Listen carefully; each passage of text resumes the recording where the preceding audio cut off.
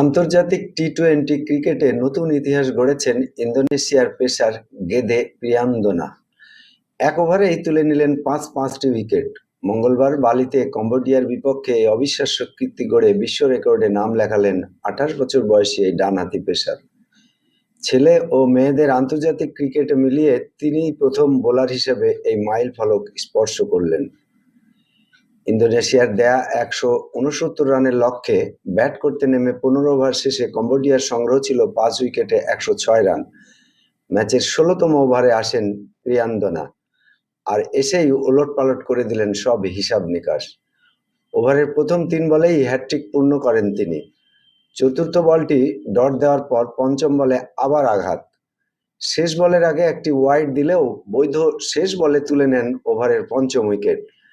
ওই ওভারে মাত্র ১ রান দিয়ে ৫ উইকেট শিকার করে প্রতিপক্ষের ব্যাটিং লাইন আপ একাই গুড়িয়ে দেন প্রিয়ান্দোনা। ম্যাচটি ৬০ রানে জিতে নেয় Indonesia.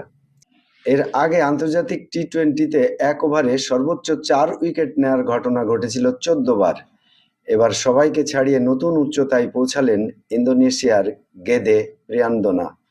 Saidur Rahman, sports desk, নবরূপ টিভি।